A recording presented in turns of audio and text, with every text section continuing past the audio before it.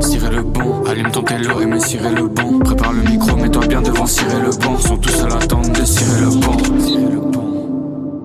Le coup de sifflet retentit, ce n'est pas le début du match, mais le début du 8e épisode de la saison 2 de Cirer le banc. On voulait enregistrer cet épisode depuis un moment.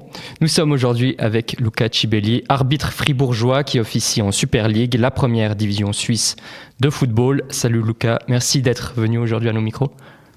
Hello les gars, merci de m'accueillir, c'est vraiment volontiers que je viens échanger avec vous.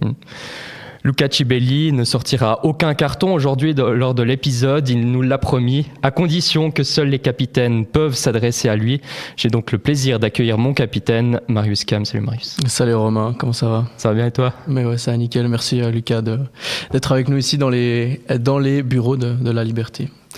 Alors, pour poser rapidement le décor, Luca Cibelli, pour ceux qui ne te connaissent pas, t'es fribourgeois, natif de Fétigny-Meunière, c'est juste ? Né à Estavayer-le-Lac. Né à Estavayer. J'ai grandi à Payerne et ensuite on a déménagé à Fétigny. T'as 36 ans. Effectivement. Et cette saison, t'as arbitré une trentaine de matchs, dont la moitié en Super League. Et le dernier en date, c'était le 19 avril avec la victoire 1-0 de Winterthur contre Grasshopper. C'est juste ? C'est juste en Suisse, oui, ouais. Effectivement. Et puis, au moment où on enregistre ce podcast, tu étais en Chypre le week-end dernier pour un match de championnat, c'est juste ? Exactement. De première division chypriote entre Paphos et Aris Limassol, le premier et le deuxième du championnat, avec une victoire de Paphos 4-0, donc un titre à la clé. Un match physiquement rude, ce que tu nous as raconté, c'est juste ? Effectivement, 12 cartons jaunes, 2 regroupements de joueurs, donc il y avait du travail, effectivement. Si on commence un peu cet épisode, on va revenir sur tes débuts et aussi sur la formation des arbitres. Tu as commencé relativement tard ta carrière d'arbitre à 21 ans, lorsque tu étais à l'université, c'est ça ? Exactement, ouais, j'ai commencé en automne 2009, quand j'étais en train de faire mes études, mon bachelor en sport à l'université à Fribourg, pas loin d'ici. Et puis voilà, je me suis lancé dans l'arbitrage. Mon voisin m'en parlait régulièrement, il me disait voilà, tu peux faire une belle carrière, vas-y, lance-toi. Et puis au final, j'ai pris la décision et puis je me suis inscrit au cours débutant dans la région fribourgeoise. Tu n'as jamais eu l'envie, parce qu'on sait que tu as fait du foot aussi avant. Avant, il n'y a jamais eu l'envie de s'intéresser à l'arbitrage ? Non, pas forcément, avant pas, non. C'est venu tard. Comme tu l'as dit, je jouais au football. J'ai fait mes intérêts à Payerne, après je suis parti à Fétigny en 3e ligue, et puis voilà. Il voyait quoi en toi, ton voisin ? Il disait de te motiver à faire de l'arbitrage ? Il savait que j'étais sportif, et puis voilà. Je pense aussi le fait qu'il y ait un manque d'arbitres à ce moment-là. Il m'a incité, et puis c'est aussi, sans le cacher, c'est aussi un petit moyen de financer un peu mes études, de gagner un petit peu d'argent en tant qu'étudiant, donc voilà. Et puis le joueur que tu étais assez clément avec les arbitres ? Ouais, ça va, j'étais pas un joueur qui prenait énormément de cartons, ça a changé au début, je dirais.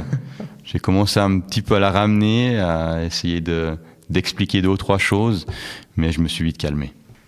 Comment est-ce qu'on fait pour devenir arbitre jusqu'en Super League ? Est-ce que tu peux nous retracer un peu dans les grandes lignes ta carrière d'arbitre ? Alors tout d'abord, on s'inscrit à une formation de débutant où on commence avec des cours théoriques. On a aussi un petit examen des lois du jeu. Et puis on a également une petite partie physique où on doit réussir un test physique. Et puis ensuite, les 3 premiers matchs, on est accompagné par un qui vient nous aider, qui vient nous coacher à la mi-temps, à la fin du match. Puis ensuite, on commence à arbitrer directement les juniors. Et puis ça peut aller très vite. On passe directement aux actifs, 4e ligue. C'était mon cas. J'ai gravi les échelons assez rapidement, 4e ligue, 3e ligue. Et puis ensuite, je suis passé... À mon époque, c'était un petit peu différent de ce que c'est maintenant avec une académie à Berne. Mais à mon époque, c'était un groupement roman. Et puis, j'étais passé dans ce groupement roman. Et ça m'avait ouvert les portes à la Première Ligue. Donc, j'étais candidat à Première Ligue en 2014. Et puis, il fallait confirmer pendant une année. Donc pendant cette année, c'est où ça passe ou ça casse. Ça a été plutôt réussi, on va dire. Et puis... À ce moment-là, tu as dû arrêter le foot ? Oui, j'ai arrêté quand j'étais en deuxième ligue, j'ai arrêté le foot. On nous fait comprendre que c'est ou le foot ou l'arbitrage, ça c'est sûr. T'as pas eu de mal à mettre le foot de côté ? Non, parce que la perspective d'arriver, je dirais, au sommet était clairement plus grande que celle comme joueur. Donc voilà. Donc j'ai arrêté directement le foot et puis je me suis lancé à fond dans ma carrière d'arbitre. Première ligue, bien entendu, ça signifie quand même régulièrement des cours, des tests physiques, de la formation continue. Et puis, après 3 ans de première ligue et première ligue promotion, je suis arrivé en 2018 en Challenge League, donc la Swiss Football League, la fameuse Swiss Football League, qui regroupe la Challenge et la Super League. Puis après 2 ans de Challenge League, j'ai réussi à décrocher la Super League et par la suite le fameux Sésame, le badge FIFA. Est-ce qu'il y a des moments ou des souvenirs qui t'ont un peu freiné dans ta formation d'arbitre, où il y a eu des cas plus difficiles à gérer, j'imagine, dans le football des talus ?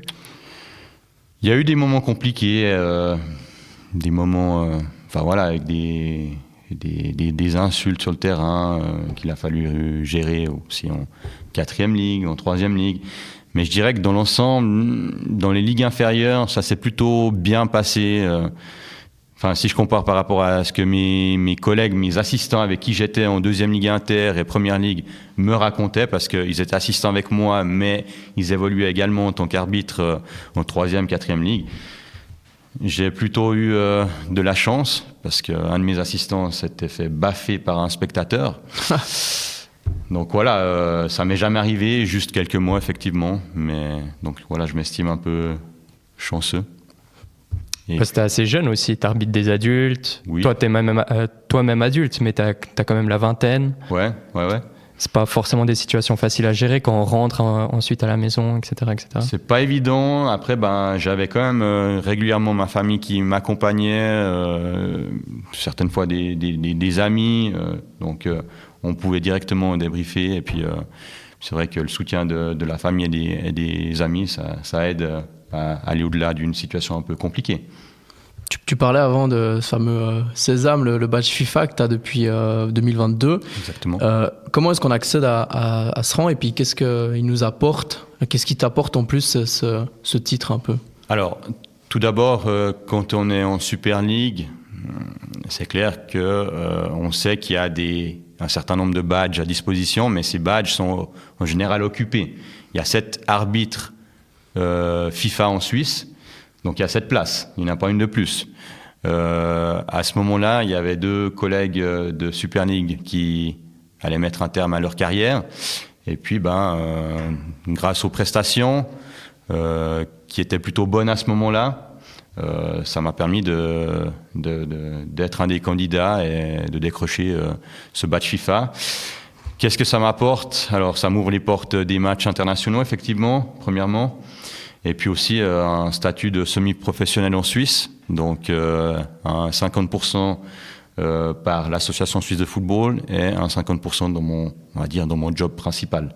J'ai dû réduire mon job principal à 50% pour pouvoir gérer les 2 fonctions.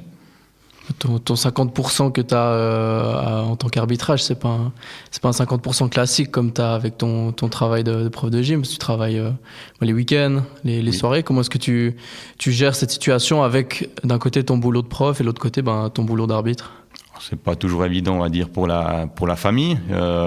Après, ce qui est sûr, c'est que quand j'ai besoin de prendre congé pour aller arbitrer à l'étranger ou certaines fois des formations, etc., j'ai une direction qui est très souple et qui m'aide dans ma carrière. Donc, dès que j'ai besoin d'être libéré, on me libère. Ce sont des congés non payés que j'ai à l'école. Et puis voilà. Après, la semaine, c'est clair que je travaille à 50% à l'école. Et puis les week-ends sont de temps en temps chargés avec un engagement ou 2 engagements. Ça dépend des fois quand on va à la VAR. C'est possible qu'on ait 2 engagements, le samedi et le dimanche. Sinon, un engagement en Suisse. ou à l'étranger, comme c'était le cas le week-end dernier. C'est vrai qu'après, il faut organiser un petit peu le tout avec la famille. Il faut une femme qui l'accepte, et puis on essaie de faire du mieux qu'on peut.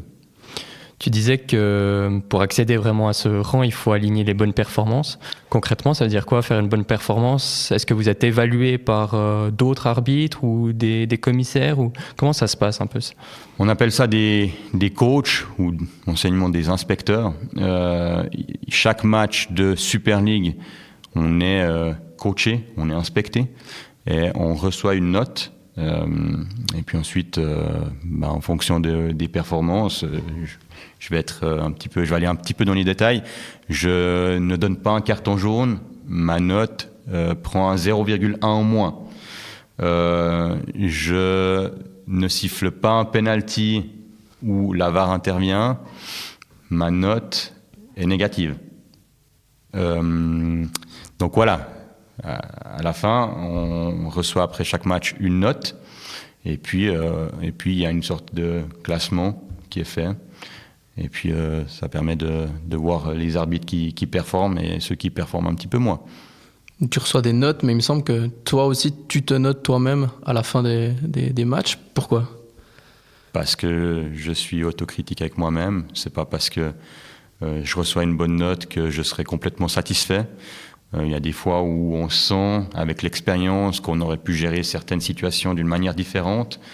Et puis voilà, par exemple, le week-end dernier, j'ai donné un carton jaune à un capitaine qui est venu réclamer un petit peu trop. Avec du recul, peut-être que j'aurais dû gérer cette situation différemment. Donc, on en apprend à chaque fois, après chaque match. Et j'aime discuter avec mes assistants et avec mes collègues, avec ceux que je m'entends peut-être le mieux, de certaines situations. Et on essaye de progresser de cette manière aussi. C'est vraiment toutes les situations qui sont analysées, ou c'est vraiment les faits de jeu importants? Alors non, il y a vraiment toutes les situations. Toutes les situations. Un coach qui vient dans les vestiaires après le match va prendre chronologiquement le match. Elle va peut-être me dire, à la dixième minute, tu aurais pu siffler une faute, ou il manque un carton jaune, etc. Et ensuite, c'est à l'arbitre lui-même de faire le travail d'aller analyser avec les images vidéo, justement ce que le coach écrit dans son rapport et ce qu'il nous a dit dans le vestiaire.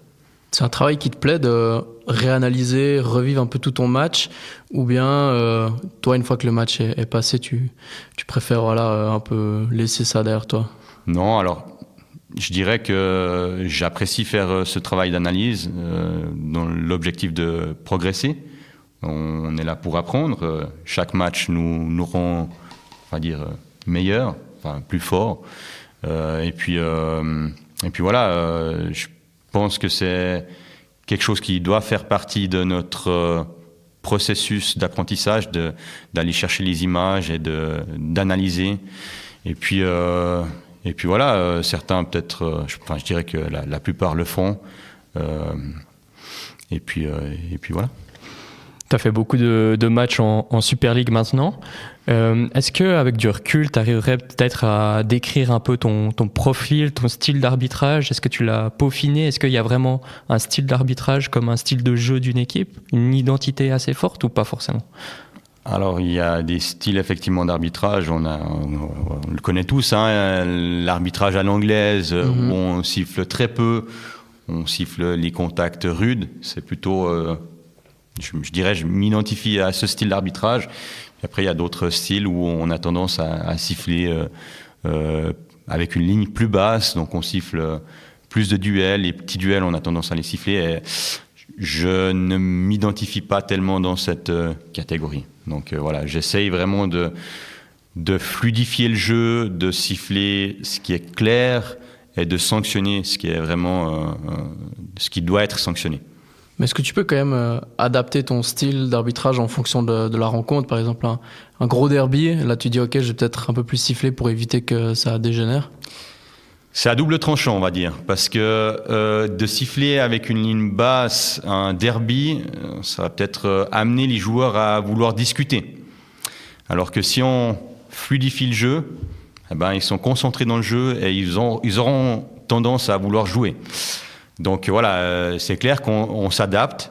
Je vais tout de suite sentir dans les premières minutes si les joueurs ont envie de jouer ou s'ils ont envie que je siffle plus bas. Après, à moi aussi, dans ces premières minutes, de leur faire comprendre que je ne siffle pas les petits duels.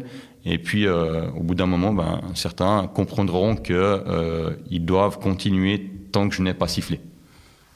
Est-ce qu'il y a des arbitres qui t'ont un peu inspiré, auxquels tu arrives à t'identifier aussi dans ce style-là ?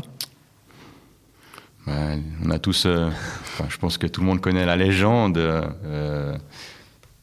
un certain Pierluigi Collina, qui, je pense, est la légende dans ce domaine. Beaucoup s'inspirent de lui. C'est clair que, il a marqué l'histoire du football, de l'arbitrage. Après, on essaie de prendre 2 ou 3 choses à gauche, à droite, et à se créer sa propre image, on va dire. C'est pas parce que quelque chose a réussi à Collina que ça va forcément me réussir. Donc à moi maintenant de trouver ces petits détails qui me permettent d'être Luca Cibelli et pas quelqu'un d'autre. Et puis c'est quoi ces petits détails ? C'est des gestes ? C'est des gestes, c'est le fait de la personnalité sur le terrain, le fait de gérer certaines situations, peut-être de temps en temps de manière aimable avec les joueurs, d'être, on va dire, proche, et de temps en temps de leur faire comprendre que là, ils ont dépassé la limite. Donc, que cette limite, il ne faut pas qu'elle soit dépassée. Donc, j'essaye de temps en temps d'être... je suis ancien joueur, je comprends les émotions, j'ai connu le football. Certaines choses... on ne peut pas, dans certaines situations, ignorer. Des fois, on essaie d'ignorer une réaction, une réclamation. Et dans d'autres situations où c'est vraiment visible, là, je ne peux pas l'ignorer. Donc, je vais intervenir en faisant comprendre à ce joueur que dans cette situation-là, il a dépassé la limite. Est-ce qu'il y a des gestes sur le terrain que toi, en tant qu'arbitre, tu n'aimes pas, que tu n'apprécies pas ? Je pense par exemple à des simulations ou des gestes ou des gestes des paroles. Est-ce qu'il y a une partie, quelque chose qu'un joueur peut faire, tu dis ok, ça c'est un peu ma limite, il ne faut pas la dépasser ? Alors les simulations, c'est les joueurs qui prennent les risques, ils doivent assumer les conséquences aussi, parce que parfois, un joueur déjà averti qui commet une simulation, ça pourrait être un 2e carton jaune, donc une expulsion. Chaque match est différent. Il y a tellement de situations différentes. Après, quand c'est des gestes visibles qui blessent, notamment mes assistants ou un membre de mon équipe, là, c'est vrai que on est obligé de sanctionner. C'est des choses qui ne me plaisent pas et qui n'ont peut-être rien à faire sur un terrain de foot. Des lancers d'objets, c'est vrai qu'on en voit de temps en temps. Et c'est des gestes qui n'ont rien à faire dans un terrain. Par exemple, dans le foot des talus où Romain et moi-même on joue, il y a des arbitres qui ne laissent pas ça passer d'insultes, tu vois, qui directement peuvent mettre un carton jaune, ou d'autres au contraire qui sont plutôt qui laissent passer ça. Toi, Insulte entre joueurs. Ouais, d'insultants de joueurs, tu vois. Il y a certains arbitres qui vont être assez sévères avec ça, ou même assez sévères avec les joueurs qui viennent réclamer, alors que d'autres sont plutôt laxistes là-dessus. T'as quelle approche par rapport à ça ? Je dirais que c'est une approche de football des ligues supérieures, de football professionnel. On ne sanctionne pas quelque chose qui n'est pas visible. De temps en temps, il y a des insultes entre joueurs ou d'un joueur à un arbitre. Et on va un petit peu fermer les oreilles, en toute honnêteté. Parce que si je sanctionne par un carton rouge quelque chose qui n'est pas compréhensible par la télévision ou par les spectateurs, c'est moi qui passerai peut-être pour celui qui a pris une mauvaise décision. Alors que si cette insulte est accompagnée d'un geste visible par tout le monde, ce sera plus facile de sanctionner. Après, entre les joueurs, de temps en temps, il y a des insultes entre eux, mais tant que ça n'a rien de raciste, c'est difficilement sanctionnable. Tu dirais que sur le terrain, c'est plus respectueux dans les ligues professionnelles que dans le football des talus ou pas forcément ? Je dirais que, étant donné que les joueurs sont sous contrat, qu'il y a des caméras, ils doivent quand même faire attention aussi à leur image. Donc j'aurais tendance à dire oui. J'aurais tendance à dire qu'il y a quand même un certain respect entre les joueurs et les arbitres. J'ai moi-même fait mon travail de master, mon mémoire de master en sport sur les violences envers les arbitres suisses. Et j'avais fait une comparaison entre les ligues inférieures et les ligues supérieures. Et effectivement, on constate qu'il y a une différence entre les ligues, puisque les joueurs sont quand même sous contrat et en fonction d'un geste, pourraient être sanctionnés aussi par le club, voire peut-être même perdre leur contrat. Donc je dirais qu'il y a une différence, oui. Vous, les arbitres, vous êtes aussi sous contrat, donc est-ce que toi aussi parfois ça t'arrive de temps en temps tu dois un peu canaliser tes émotions parce que est-ce que c'était déjà arrivé que parfois tes émotions prennent le dessus sur ton job d'arbitre ou bien non?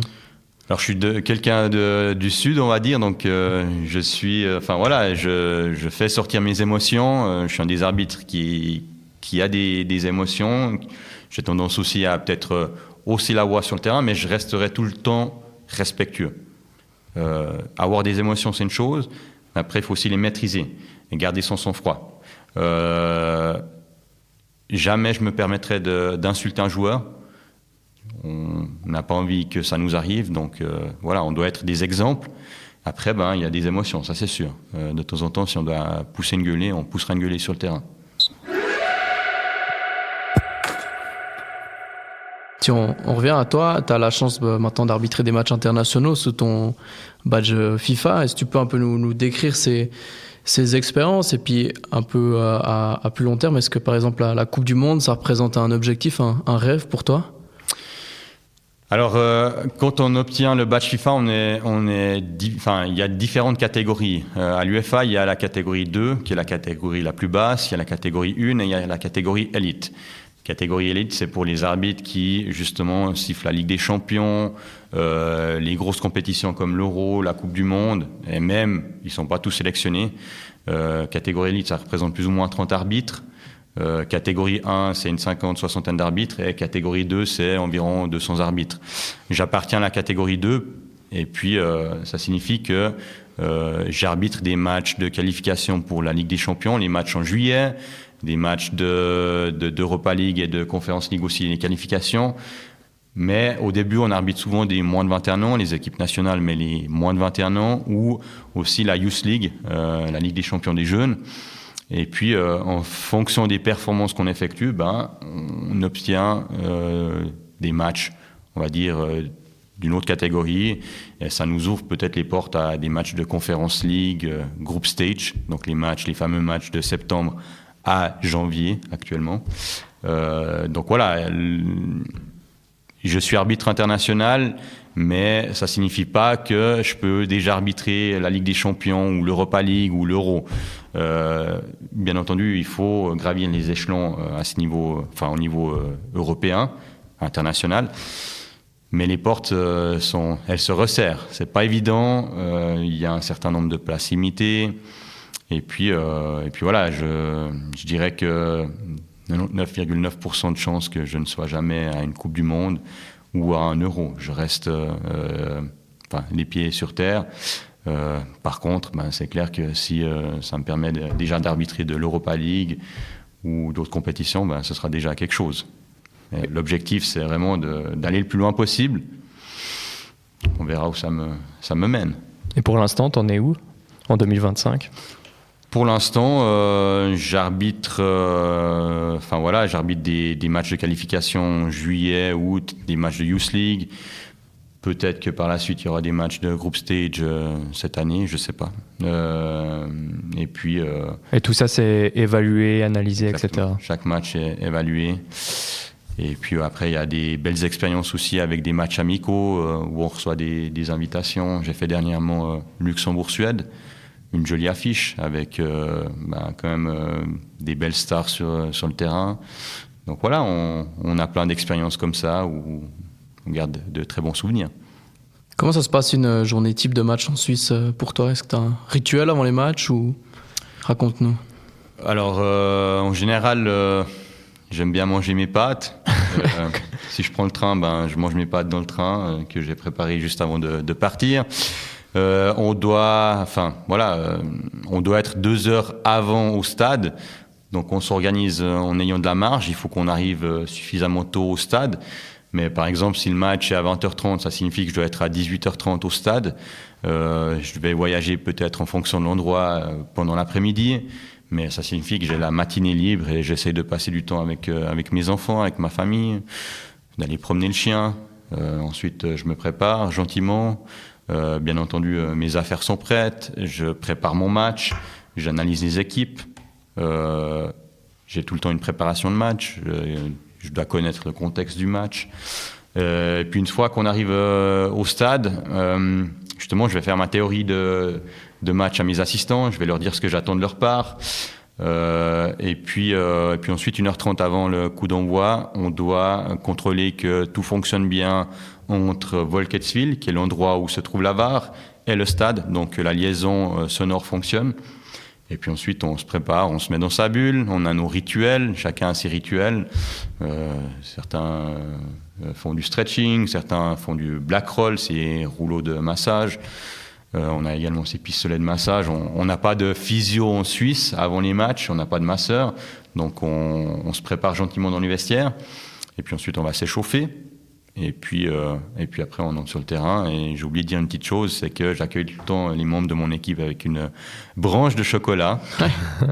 Ça fait depuis le début de ma carrière que je fais ça. Et je tiens à continuer ce petit rituel. Tu parlais d'analyse de la situation, du contexte du match. Ça porte sur quel point? C'est vraiment les dernières performances des équipes? Quel joueur a tendance un peu à être plus compliqué à gérer? Ou c'est quoi concrètement? On analyse les joueurs, on analyse les équipes. Est-ce que c'est un derby? Est-ce que c'est un match pour la relégation? Est-ce que c'est, je sais pas, une demi-finale de Coupe Suisse ou est-ce que c'est un match standard ou c'est un match qui a un historique, une histoire? Parce que il y a des précédents qui se sont peut-être les antécédents qui se sont mal passés et on doit connaître, je dirais, l'histoire du match. On a aussi certaines fois des entraîneurs qui jouent leur place. Et ça, on doit en être conscient. On doit peut-être comprendre un petit peu plus les émotions à ce moment-là. Et puis après, aussi, on va aller dans les détails avec les joueurs. On connaît que certains ont tendance à réclamer facilement. Certains ont tendance à tomber plus facilement. Mais ça ne signifie pas que, je ne sais pas, si c'est un joueur qui se laisse tomber facilement, que je vais siffler directement, que je vais lui dire de se lever. Il faut que j'analyse la situation sur le moment même, ça c'est sûr. Mais on connaît les joueurs, on se prépare. Après, dans le championnat suisse, c'est plus facile qu'à l'étranger parce qu'on a 12 équipes. Et puis, au bout d'un moment, on connaît bien les joueurs de chaque équipe. Par contre, quand on part à l'étranger, on ne connaît pas forcément, comme c'était le cas dans le championnat chypriote. Je ne connaissais pas forcément tous les joueurs, certains oui. Donc, c'est à moi d'aller chercher les informations et de me préparer correctement. Shaqiri, il est facile à gérer? C'est un joueur talentueux, je dirais. Un joueur très talentueux et qui a une certaine expérience. C'est un joueur avec qui ça va plutôt bien. Donc voilà. Ouais. Tu as souvenir d'un match où tu l'as peut-être un peu plus appréhendé que les autres, où il y avait du grand jeu, des joueurs. Est-ce que tu as un souvenir vraiment d'un match où avant tu t'es dit ok, celui-là ça va peut-être être compliqué à siffler? Je dirais oui, il y a quand même des matchs, mais après si je prends par exemple mon premier match en Super League, ça reste quelque chose où je devais montrer que la promotion était méritée. Ce qui est également le cas avec la première fois où j'ai sifflé après avoir obtenu mon badge FIFA. Ça, c'est des matchs que je garde en moi, où il y a une certaine appréhension, un stress, une pression qu'on se met soi-même au final. Et puis après, c'est clair qu'il y a des matchs des matchs qui valent, des matchs de barrage, certains matchs voilà, des knock-out. Ça passe ou ça casse pour une équipe. Ça, c'est des matchs importants et qu'on gère peut-être avec une pression supplémentaire. En dehors des terrains, tu es aussi ce qu'on appelle un VAR. Donc les arbitres qui analysent en direct les décisions grâce aux images et au ralenti. Explique-nous un tout petit peu ce poste et puis à quelle part il prend dans ton travail d'arbitre. Alors effectivement, je suis VAR, je suis amené aussi à être de temps en temps 4e arbitre à l'étranger et arbitre sinon sur le terrain. Le VAR, alors tout d'abord, comme je l'ai dit avant, le VOR, le Video Operator Room, se trouve à Wolketswil, à côté de l'aéroport de Zurich. C'est centralisé, ça signifie que c'est dans un bâtiment. Il y a l'autre possibilité où on est dans des minivans, comme dans certains championnats, ces minivans se trouvent juste en dehors du stade.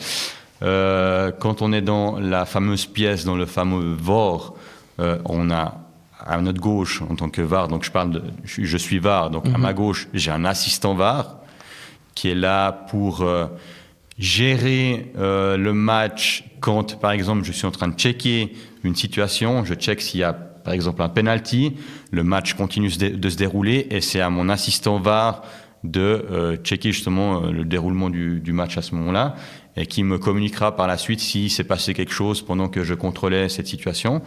Et à ma droite, j'ai un opérateur qui est un technicien qui nous fournit les images, avec qui je communique en anglais ou en français ou en allemand.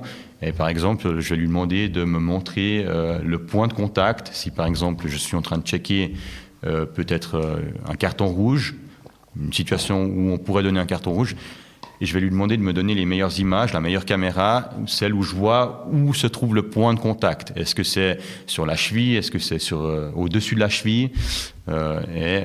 Grâce à cette communication et à cette collaboration, on essaye de trouver les meilleures images pour ensuite valider la décision que l'arbitre a prise sur le terrain ou alors pour lui suggérer d'aller voir l'écran. Donc, on appelle ça une OFR, On-Field Review. À ce moment-là, si j'appelle l'arbitre pour qu'il sorte, il va voir l'écran et ensuite, c'est à lui de prendre la décision finale. En Suisse, on a entre 6 et 12 caméras en fonction des matchs. Et puis, dans certaines grosses compétitions, on a 20, voire plus de caméras. Donc voilà, c'est juste pour vous expliquer un petit peu comment le tout fonctionne. On communique en appuyant sur un bouton rouge avec l'arbitre. Donc quand je suis VAR et que je veux communiquer avec l'arbitre, j'appuie sur un bouton rouge. Et quand j'aimerais checker une situation, j'appuie sur un bouton vert. Comme ça, l'opérateur sait que j'ai appuyé à ce moment-là. Ça lui met un petit signe sur son ordinateur, comme quoi il peut revenir à cette situation. Une préférence entre l'arbitre sur le terrain et le poste de VAR? Alors en général, tu m'as posé la question avant, je n'ai peut-être pas répondu, mais je suis amené à arbitrer une fois sur le terrain, une fois à la VAR, une fois sur le terrain. Après, c'est clair qu'il y a des exceptions, mais en général, c'est du 50-50, voire peut-être de temps en temps un peu plus, pour les arbitres plus expérimentés, peut-être un peu plus sur le terrain. C'est clair qu'en tant que encore arbitre qui se sent bien physiquement, je me sens mieux sur le terrain que dans le VAR, voilà. Mais tout le déroulement, tout ça se passe assez rapidement. Mais est-ce que la préparation quand on va arbitrer un match en tant que VAR, elle est quand même nettement différente que quand on arrive sur le terrain, qu'on va s'échauffer? C'est une autre manière de se préparer aussi. On se prépare quand même. Comme je l'ai dit avant, il y a aussi les branches de chocolat ou pas? Non. Non. Par contre, comme je l'ai dit avant, on fait un contrôle du son. Donc cette fois, si je me retrouve dans le VAR, je communique avec l'arbitre et l'opérateur lui montre toutes les caméras 1h30 avant le coup d'envoi. Et puis ensuite, on fait aussi un petit échauffement en ayant des situations qui se sont passées dans des autres championnats. Et on simule comme si c'était le match qu'on vivait où on appuie sur le bouton vert pour checker, on communique comme si on communiquait avec l'arbitre, et on se prépare avec 4-5 situations d'échauffement, on va dire. Et qu'est-ce qui se passe si le contrôle son ne fonctionne pas ? Qu'est-ce qui se passe ? C'est déjà arrivé Oui, c'est déjà arrivé. 90 minutes avant, on a encore le temps de faire en sorte que tout fonctionne. Donc après, c'est au technicien de faire en sorte que tout se passe bien. Mais il arrivait des fois pendant le match, on perd de la communication avec Volketsville. Par exemple, quand j'étais sur le terrain, on m'a dit, écoute, on a des problèmes de communication, on va restarter, et ça se fait assez rapidement. Ou même dans certaines situations, on m'a dit, écoute, on doit changer de poste parce que quand on est dans le VAR, quand il est dans le VOR, il y a plusieurs postes. Et puis, si tout d'un coup, il y a un poste qui ne fonctionne pas, ça se fait en quelques secondes. Il y a quelqu'un d'autre, il y a tellement de personnes qui sont là-bas qu'ils allument un autre poste. Et on m'a dit, voilà, on a un problème avec notre poste, on va changer rapidement de poste. Et ça se fait en 10-15 secondes. Donc au final, voilà. C'est clair qu'après, si la communication ou la VAR ne fonctionne pas, on doit arbitrer le match sans VAR. Comme à l'ancienne. Vintage. Voilà, exactement. Et on communique aux deux capitaines que le match se fait pendant quelques minutes ou plus sans VAR. Voilà. C'est pas la fin du monde si d'un coup la VAR elle pendant un instant, pendant une mi-temps, elle lâche. Non, c'est pas la fin du monde. Il n'y a pas la VAR dans toutes les ligues. Si je prends par exemple la Challenge League, où moi-même de temps en temps j'arbitre en Challenge League, il n'y a pas de VAR. Donc voilà, de toute façon, quand on entre sur le terrain, en tant qu'arbitre, on a une seule chose en tête, c'est de prendre les meilleures décisions et de faire un clean sheet, c'est-à-dire qu'il n'y ait pas d'intervention de la VAR, ce qui signifierait que ma note est péjorée. Si on passe maintenant à la deuxième thématique, la communication plurielle. Au cours des derniers mois, on a eu l'occasion de voir les arbitres équipés des micros. Ça permet notamment d'entendre les échanges entre l'arbitre et les joueurs. Comment est-ce que tu observes cette apparition de ce micro ? Est-ce que tu penses que cette transparence elle est bénéfique pour le monde de l'arbitrage ? Alors tout d'abord, le premier objectif de ces micros, c'est de pouvoir communiquer avec son team. Donc avec ses assistants, avec le quatrième arbitre, avec la VAR, ou de temps en temps, quand il n'y a pas la connexion, de temps en temps, qu'il y a un match sans VAR, de pouvoir communiquer juste avec les membres sur le terrain. C'est un outil très, très, très utile qui nous permet de gérer certaines situations. Par exemple, un assistant va me dire un certain mot pour me signaler que ce joueur est potentiellement en situation de hors-jeu, mais il faut qu'on attende qu'il soit actif pour qu'on siffle hors-jeu. Et tout ça, ça fait partie de la communication sur le terrain. Et puis ensuite, effectivement, ça permet vu que tous les matchs maintenant sont filmés, enregistrés, etc., ça permet aussi d'entendre ce que les joueurs nous disent. Donc voilà. Donc ça, c'était vraiment la RTS, parce qu'en l'occurrence, je crois que c'était un reportage pour la RTS qui reprenait les échanges que vous aviez avec... Effectivement.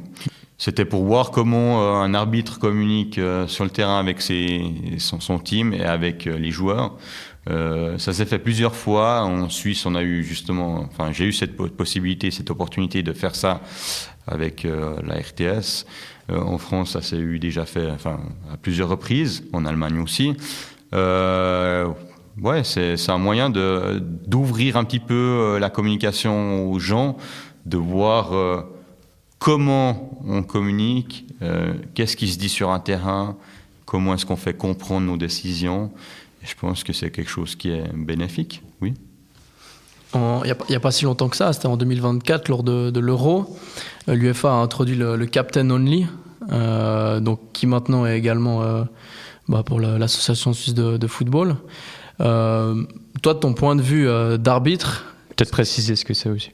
C'est que seulement le capitaine peut venir te parler, c'est juste, hein ? Effectivement, on parle de Captain Referee Cooperation, collaboration entre le capitaine et l'arbitre.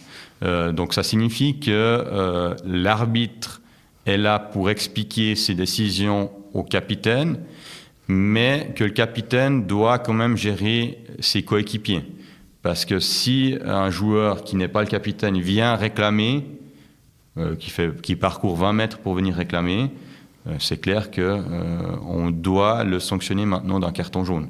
Pour éviter justement qu'il y ait 8 ou 9 joueurs autour de l'arbitre, comme c'était le cas dans le passé.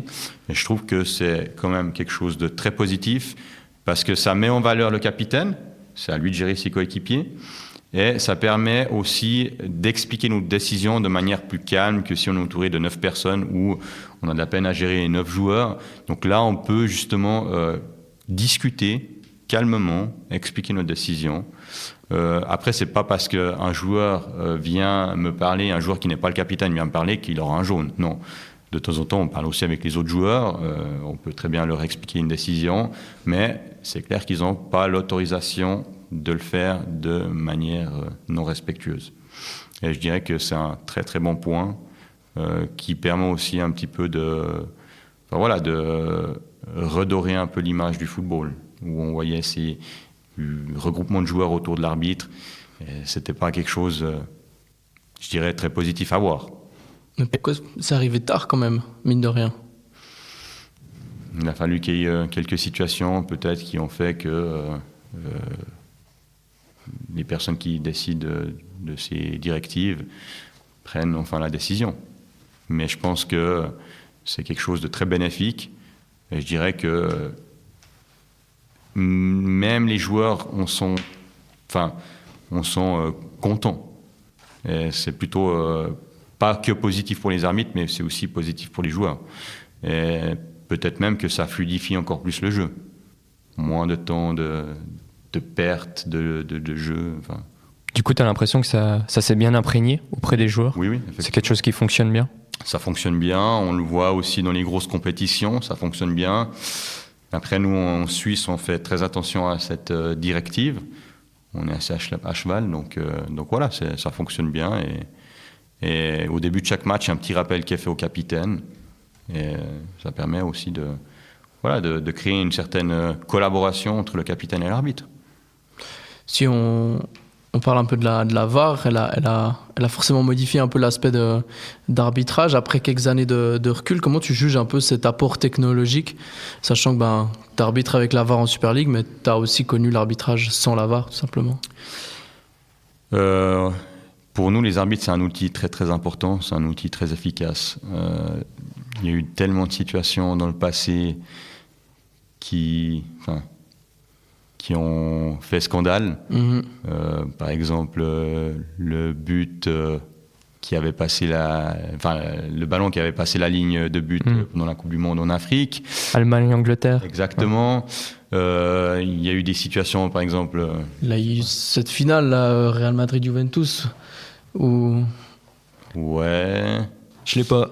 Ou Buffon... Non, c'était pas une finale. Non, c'est pas une finale. C'était pas une finale, c'était demi-finale ou quart de finale. Possible, ouais. Ou Buffon insulte l'arbitre de sac de poubelle ou une d'ordure, je sais plus, quelque chose comme ça.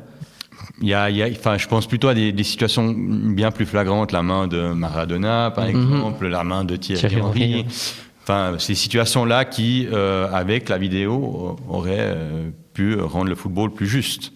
Et il y a encore pas mal de discussions par rapport à la VAR, mais je dirais que dans le 99% des cas, la décision finale est juste au final. Donc, quand un arbitre ne voit pas une faute de main d'un défenseur ou un tacle dans les 16 mètres, là, on a quand même un parachute qui nous permet de prendre la bonne décision finalement. Donc, c'est un outil très, très, très, très important pour nous. Et, je ne pense pas qu'on fera un pas en arrière en enlevant cette VAR. Non, plutôt, on doit encore intégrer peut-être d'autres technologies. Il y a dans certaines compétitions le hors-jeu semi-automatique, etc. Tout ça, c'est des choses qui permettent de rendre le football plus juste, je dirais. Et qu'est-ce que tu réponds aux personnes qui auraient tendance à dire que ça enlève un peu ce côté humain du football où l'erreur est permise, où entre guillemets, on permet l'erreur du moins aux joueurs, mais pas forcément aux arbitres dans un certain sens. Je ne crois pas que l'erreur est permise pour les arbitres. Chaque erreur est scrutée, analysée, on va en discuter, en débattre, etc. Donc, si c'est pour arbitrer un match et que, bien entendu, je suis quelqu'un d'humain, je fais de temps en temps des erreurs. Malheureusement, ça fait partie du travail. Je pense que dans très peu de jobs, on fait son travail sans erreur. On est là, on fait des erreurs, on essaie d'apprendre, de faire en sorte que le match suivant, on ne les fasse pas. Mais l'erreur n'est pas acceptée. Et donc, il faut quelque chose, il faut un outil qui permette de faire en sorte qu'au final, si j'arbitre un match le dimanche, que je ne sois pas dans les médias le lundi. Et qu'on voit ma photo en grand où j'ai pris la mauvaise décision. Ce qui était le cas avant l'arrivée de la VAR. Maintenant, ça évite justement que l'arbitre se retrouve dans les médias. Il y a encore quelques situations rares, mais je pense qu'il y a beaucoup, beaucoup plus d'avantages que d'inconvénients d'avoir l'utilisation de la technologie. On a vu aussi récemment que les arbitres s'ouvrent un peu plus au dialogue, que ce soit avec les joueurs, mais aussi avec les médias. On a eu l'occasion de te voir venir au micro. C'était lors d'un match en mai 2023 après Sion Winterthur pour revenir sur ta décision de retirer un penalty à l'équipe valaisanne. Est-ce que tu peux un peu nous revenir sur ce match-là et nous expliquer pourquoi est-ce que tu étais venu au micro à la fin du match expliquer ta décision? Il fallait que j'explique ma décision parce que c'est clair qu'il y avait, il y a eu un contact entre la main et le ballon. Tout le monde voyait ce contact. Toi aussi? Moi aussi. Mais après, il y a des critères qui font qu'il y a des mains sanctionnables et des mains non sanctionnables. Et justement, c'était de faire passer un message que dans cette situation-là, la main était là pour supporter le poids du corps, ce que j'avais expliqué, supporting the body, et que c'était donc une main non sanctionnable. Et sur le terrain, à ce moment-là, je croyais qu'il y avait, après cette main, encore un autre touché, donc il fallait analyser la situation correctement devant l'écran. Il n'y avait pas de deuxième situation de main. La première, c'était une situation de supporting the body, et c'était pour ça que c'était important de faire passer ce message, de s'ouvrir à la communication, même si dans ce moment-là, j'étais pas bien parce que il y avait une situation qui faisait scandale.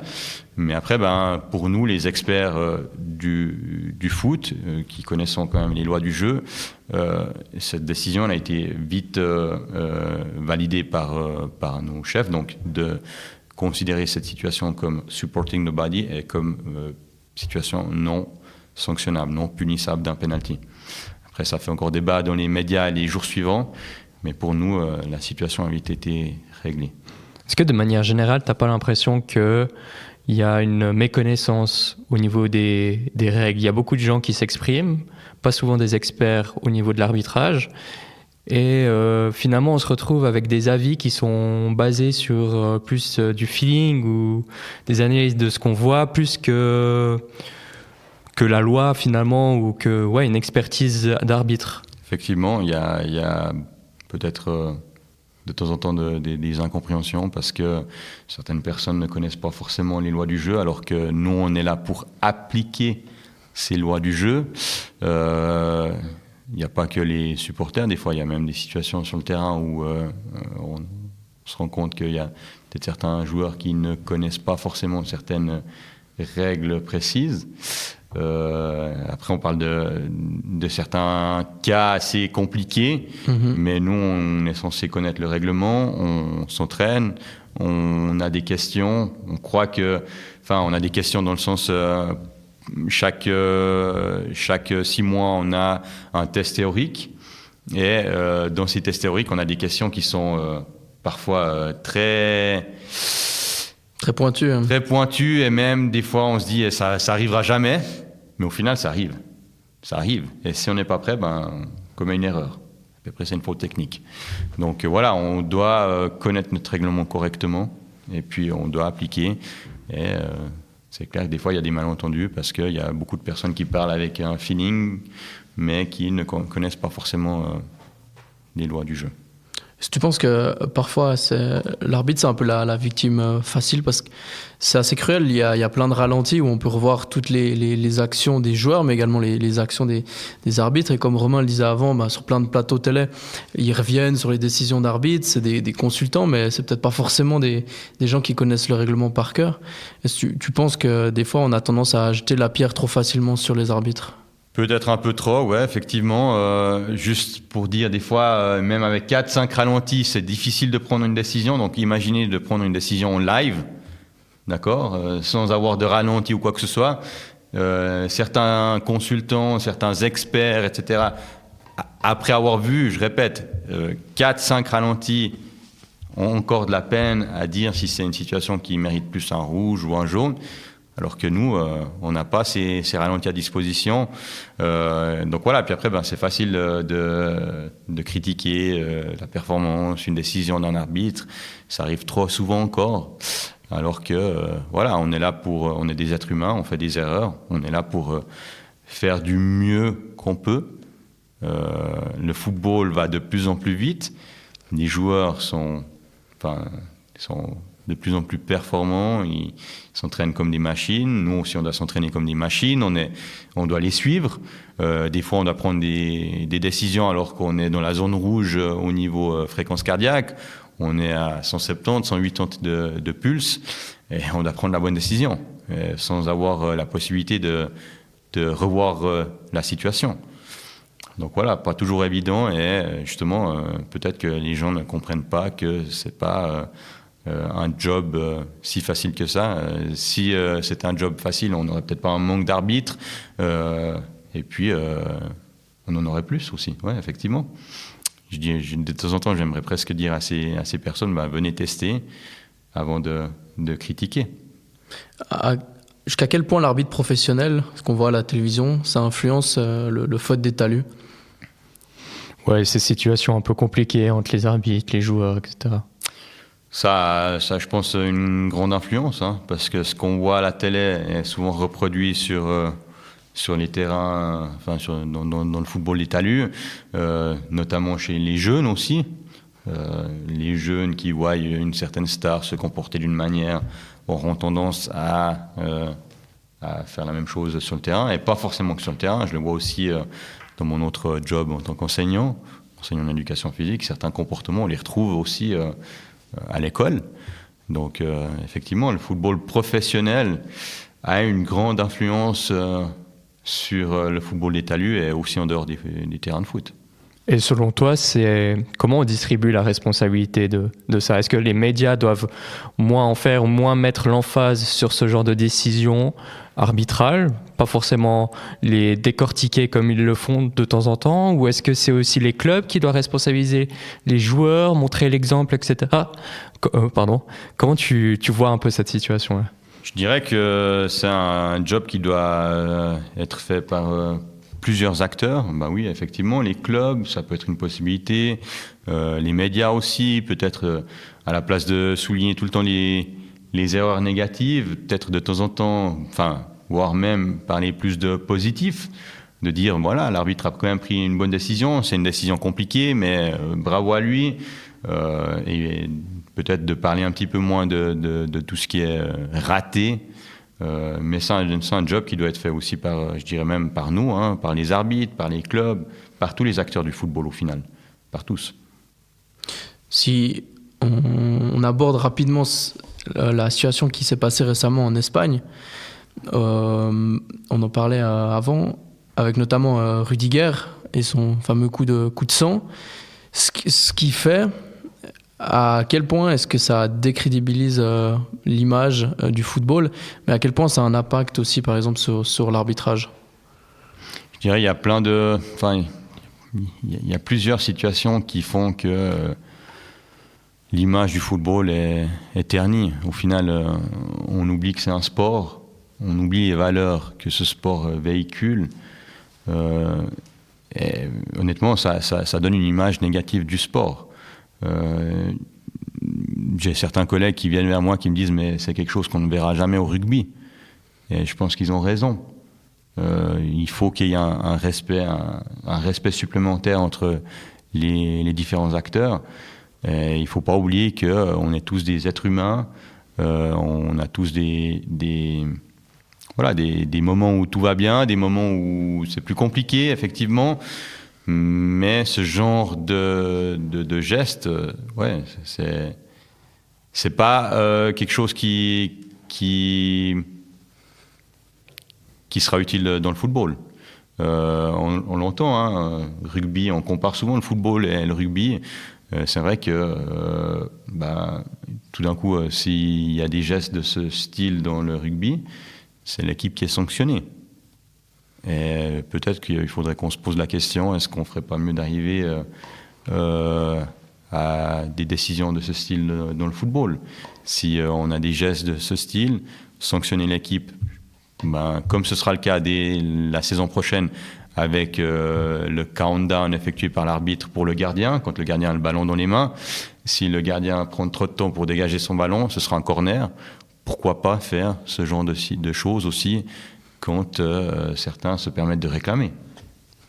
Ce serait une possibilité aussi, effectivement. C'est la prochaine grande modification, du coup? Je sais pas. Ah ouais. Non, c'est une proposition. C'est une proposition. Ouais. J'y réfléchis, on en discute avec des collègues qui sont arbitres, mais aussi des collègues à l'école, qui sont dans le domaine du football, qui jouent au football. On discute pas mal entre nous, et on se dit, il faudrait quand même qu'on puisse rendre l'image du football meilleure. Mais par quoi on doit passer, je sais pas. Quel chemin serait possible d'emprunter pour aller vers le meilleur compromis possible entre les arbitres, les clubs et les joueurs? Peut-être qu'il y ait une plus grande collaboration entre les clubs et les arbitres. Après, je dirais que, honnêtement, en tout cas, je parle personnellement, en Suisse, ça se passe plutôt bien. Ça se passe plutôt bien entre les joueurs et les arbitres. Il y a peu de situations négatives. Donc voilà, après, il faut qu'on soit peut-être plus ouvert aussi de notre côté, et puis qu'on collabore un peu plus. Après, l'image, la négativité vient aussi beaucoup des tribunes. Pas mal de personnes qui viennent au stade aussi peut-être pour, je sais pas, peut-être pour se défouler, enlever les problèmes de la semaine, de la vie professionnelle, de la vie privée. C'est un défouloir parfois, malheureusement. Et c'est peut-être aussi un problème de société. Il faut qu'on se pose des questions en dehors du football aussi. J'avais quand même une question, peut-être pour préciser, et peut-être que ça aura un impact sur nos auditeurs, auditrices. La règle de la main. Est-ce que tu arriverais à nous l'expliquer plus ou moins? Est-ce que c'est une main sanctionnable ou non sanctionnable? C'est ça que tu veux dire? Exactement, ouais. Par exemple, dans les 16 mètres. Il y a plusieurs critères. Est-ce que la main se trouve dans une position naturelle, oui ou non? Naturelle, ça veut dire est-ce que le bras agrandit la surface corporelle ou non? Est-ce que la main est dans un mouvement naturel? Donc, quand le joueur court, c'est clair que les bras, ils balancent. Ensuite, on regarde aussi si est-ce que c'est le ballon qui va vers la main ou la main qui va vers le ballon. Après, je l'ai déjà dit avant, mais est-ce que le corps est agrandi? Nous, chez les experts, on parle du bonhomme Michelin, par exemple. On imagine le bonhomme Michelin, et puis c'est clair que si les mains elles sont au-delà de ce bonhomme Michelin, c'est plus naturel. Ensuite, il y a aussi, est-ce que c'est un ballon, on parle de expected or not expected? Est-ce que c'est un ballon qui est attendu, un centre, un tir? C'est quelque chose d'attendu, d'expected. Si c'est une déviation, c'est une situation qui est non attendue. Et puis aussi ensuite, est-ce que la main se trouve au-dessus des épaules, etc. Et le dernier critère qu'on doit prendre en considération, c'est est-ce qu'il y a un deuxième mouvement ou bien pas. Par exemple, si ça touche la tête, puis que la main encore elle se déplace, et que ça n'a rien à faire avec un mouvement naturel, ce sera sanctionnable. Voilà un petit peu les critères qu'on doit juger lors d'une main. Ça fait beaucoup de critères en très peu de temps. Ça fait beaucoup de critères. C'est pour ça qu'on s'entraîne avec des clips. On a des clips qu'on regarde, et puis on regarde les solutions. On s'entraîne comme pour réussir son permis. On doit donner la solution. Est-ce que c'est penalty? Est-ce que c'est pas penalty? Est-ce que c'est coup franc direct? Est-ce que c'est une main qui mérite un carton rouge parce que le défenseur a décidé de se prendre pour le gardien et d'arrêter le ballon sur la ligne? Enfin, on s'entraîne avec des clips, et c'est comme ça que ça nous permet de prendre les bonnes décisions sur le terrain. C'est l'élément le plus difficile à siffler, la main? C'est un élément compliqué de notre travail, effectivement. Après, c'est pas le seul. Des fois, les simulations aussi, c'est clair qu'il y a des simulations qui sont claires, mais il y a des simulations où c'est l'attaquant qui va chercher le contact. Il y a un contact, il faut voir qui c'est qui a cherché le contact, qui c'est qui a fait le contact. Ça, c'est aussi une situation qui est assez compliquée. Bah écoute, merci beaucoup. Lucas, on a gentiment fait le tour. Merci d'être venu au micro de Cirer le banc. Donc, on espère que tes prochains matchs se passeront bien pour toi. C'est quoi l'actualité maintenant pour ces prochains week-ends te concernant? Me concernant, voilà, je serai normalement, enfin, c'est pas encore officiel, mais je serai à Lavar ce week-end. Puis après, on verra ce qui arrive par la suite. On est dans une phase importante du championnat, donc il y a pas mal de changements de convocation à la dernière minute. Est-ce qu'il y a des arbitres qui sont peut-être blessés? Est-ce qu'il y a des convocations internationales qui arrivent? Ça fait qu'on a des changements qui interviennent à la dernière. Et ce qui est important, c'est qu'on soit prêt, qu'on soit mentalement prêt pour siffler ces matchs, parce qu'on est vraiment dans la phase importante et chaque match a un enjeu un peu particulier. Il y a les matchs pour la relégation, il y a les matchs pour l'Europe. Ça se décide gentiment pour le titre en Suisse. Voilà, c'est des matchs importants, et puis il faut qu'on soit prêt. Donc voilà, il reste 4 journées de championnat et plus les barrages. Donc on verra. En tout cas, merci à vous de m'avoir accueilli. C'était un plaisir de partager cette expérience. Plaisir partagé. Plaisir. Et en espérant que tu aies peut-être un peu des vacances après, ou bien ça continue tout l'été? Alors, il y aura au mois de juin une petite pause, ça c'est clair. Après, en tant qu'enseignant, j'ai mes vacances en juillet et en août, mais ça coïncide avec la période des matchs internationaux, les qualifications, les fameuses qualifications pour la Ligue des Champions, pour l'Europa League, la Conference League. Donc voilà, il va falloir être à disposition. L'année passée, j'étais même parti depuis mes vacances. J'étais en vacances en famille, en Sicile, et j'avais quitté ma famille pour aller arbitrer un match en Lituanie. Donc, changement de décor. Donc voilà, pas toujours évident, mais ouais. En même temps, ma carrière se joue quand même pas mal sur ces matchs de qualification pendant l'été. Donc voilà, il faut être à disposition. Mais je vais quand même prendre quelques vacances avec ma famille parce que la saison est longue et il faut quand même un petit peu se reposer et penser à autre chose qu'au football. On est rassurés quand même.